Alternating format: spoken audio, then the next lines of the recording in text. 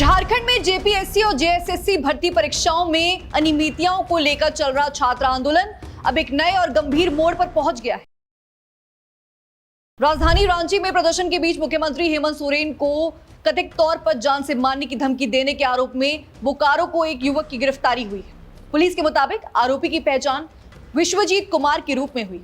कोतवाली थाने में शिकायत दर्ज होने के बाद पुलिस ने उसे गिरफ्तार किया और उसके खिलाफ भारतीय न्याय संहिता यानी बीएनएस की संबंधित धाराओं से तहत मामला दर्ज कर लिया गया है। दर्शकों, इस पूरे घटनाक्रम ने एक तरफ जहां छात्र आंदोलन की गंभीरता बढ़ा दी है, वहीं दूसरी तरफ सरकार के सामने कानून व्यवस्था और प्रदर्शनकारियों से संवाद दोनों मोर्चों पर चुनौती खड़ी हुई। मामला उस वक्त सामने आया जब जयपाल सिंह मुंडा स्टेडियम में बड़ी संख्या में नौकरी के अभ्यर्थी जेपीएससी और जेएसएससी की भर्ती परीक्षाओं में कथित गड़बड़ी और अनियमितताओं को लेकर प्रदर्शन कर रहे थे।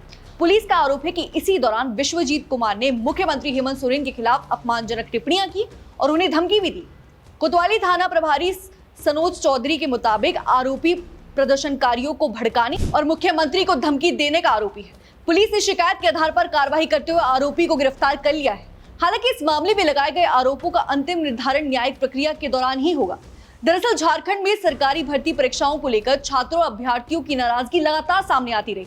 जेपीएससी और जेएसएससी जैसी संस्थाएं राज्य के हजारों युवाओं के भविष्य से सीधे जुड़ी हुई। ऐसे में परीक्षा प्रक्रिया, परिणाम, नियुक्ति और अनियमितताओं से जुड़े किसी भी विवाद का असर सिर्फ एक परीक्षा तक सीमित नहीं रहता, बल्कि हजारों अभ्यर्थियों के करियर और सरकार पर उनके भरोसे से जुड़ जाता है।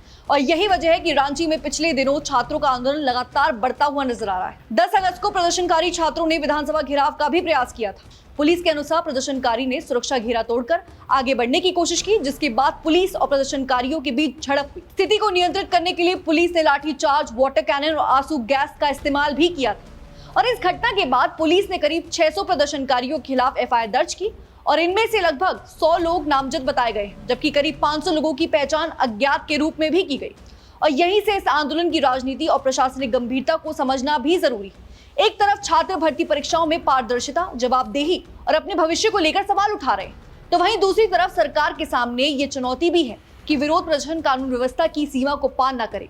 लोकतांत्रिक व्यवस्था में सरकार के खिलाफ सवाल उठाना और प्रदर्शन करना नागरिकों का अधिकार है, लेकिन किसी भी मुख्यमंत्री या किसी भी व्यक्ति को जान से मारने की धमकी देना गंभीर मामला भी है और ऐसे मामले में पुलिस कार्रवाई होना स्वाभाविक है। हालांकि इस गिरफ्तारी के बाद ये सवाल भी महत्वपूर्ण है, क्या सरकार छात्र आंदोलन की मूल मांगों पर भी उतनी ही तेजी से कार्रवाई करेगी?